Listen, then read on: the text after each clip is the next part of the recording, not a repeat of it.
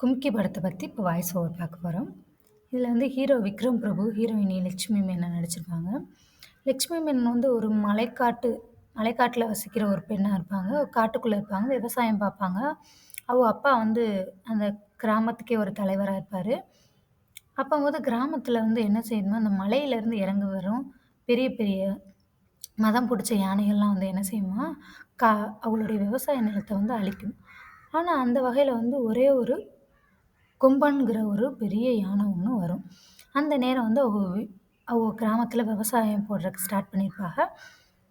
அப்ப என்ன செய்வாங்கன்னா, பல வருஷமா அப்படி நடந்திருக்கு. இந்த வருஷம் என்ன செய்யணும்னா, ஒரு கும்கி யானைய வந்து துணைக்கு கூப்பிட்டு வச்சுக்குருவோம்.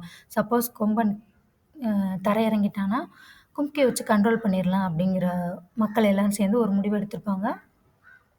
சரின்னு சொல்லிட்டு கும்கிய வரவழைச்சிருப்பாங்க. கும்கியோட தான் நம்ம ஹீரோ விக்ரம் பிரபு வருவாரு. வரும்போது தான் அந்த பெண்ண பார்ப்பாங்க. இந்த பிள்ளைய ரொம்ப புடிச்சு போயிருக்கும். யாரு நம்ம ஹீரோயினி. ஆனா வந்து இந்த ஹீரோயினிக்கு வந்து யானைன்னா பயம். ஏன்னா, ஃபர்ஸ்ட்டு இந்த படத்தோட இன்ட்ரோடக்ஷன்லயே எப்படி வரும்னா, அந்த கொம்பன் இறங்கி வந்து 2 பொம்பள பிள்ளைகள கொன்றும் ஏறி மிதிச்சு.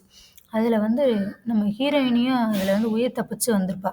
அதனால அவளுக்கு யானைலாம் ரொம்ப பயமா இருக்கும். ஆனா நம்ம விக்ரம் பிரபு அடிக்கடி மீட் பண்ண பார்க்கும்போது, அந்த யானை ரொம்ப பழகவும், நம்ம ஹீரோயினி நல்லா பழகிருவா அந்த யானை கூட. ஒரு கட்டத்துக்கு மேல இந்த யானைக்கு வந்து உடம்பு சரியில்லாம போயிரும். மதம் பிடிக்கிற மாரி இருக்கும். அதனால யாருமே அந்த கிராமத்தில உள்ளவங்க சரி, விக்ரம் பிரபு யாருமே பக்கத்தில நெருங்க மாட்டாங்க. விக்ரம் பிரபுவோட வந்து தாய் மாமன், இன்னொரு ஒரு சின்ன பையன் அவனோட நண்பனா வந்திருப்பான். விவசாயம்லாம் முடிஞ்சிருச்சு. நெல்லு நாளைக்கு அறுக்க போறாங்க. இன்னைக்கு கொம்பன் காட்டுக்குள்ள கீழ இறங்கிர்றான். இறங்குனோனே எல்லாரும் கொம்பன் வந்துட்டான், கொம்பன் வந்துட்டான்னு சொல்லுவாங்க. அதுக்கப்புறம் என்ன செய்வான், விக்ரம் பிரபு என்ன செய்வான், கும்கி யானைய கூட்டிட்டு வரணும். ஆனா பார்த்தா அதுக்கு மதம் புடிச்சிருச்சு. என்ன பண்றதுன்னு தெரியல. ஆனா விரட்டிருவான். கொம்பன் போயிருவான். அதுக்கப்புறம் ஒரு நாள் ராத்திரி எல்லாரும் தூங்குற நேரத்தில என்ன செய்வான், கொம்பன் வந்து முட்டி மோதி எல்லாரையும் அவனோட இருந்த வீட்டெல்லாம் இடிச்சு போட்டு கீழ குதிச்சுருவாய்ங்க. அந்த நேரத்தில மாமாவும், அந்த கூட வேலை பார்க்குற பையனும் அந்த நெருப்புலயே எரிஞ்சிருவாங்க.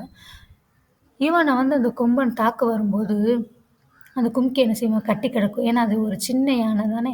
அது என்ன செய்யும், தன்னுடைய முதலாளிய காப்பாத்தணும் அப்படிங்கிறதுக்காக சங்கிலிய அத்து போட்டுட்டு வேகமா வந்து முட்டி, கும்கியும் கொம்பனும் பயங்கரமான சண்டை போட்டுக்கிட்டு இருப்பாங்க. சண்டையில வந்து கும்கி கொம்பன தள்ளி விட்டுரும். தள்ளி விட்டதுக்கப்புறம் கும்கி ஜெயிச்சிருச்சு சண்டையில அப்படின்னு நினைக்கும்போது என்ன செய்யுமா, தன்னால மடார்ன்னு தரையில விழுந்துரும். பார்த்தா அதுக்கு உடல்நிலை சரியில்லாம போயிரும். அதோட அந்த யானை இறந்து போயிரும்.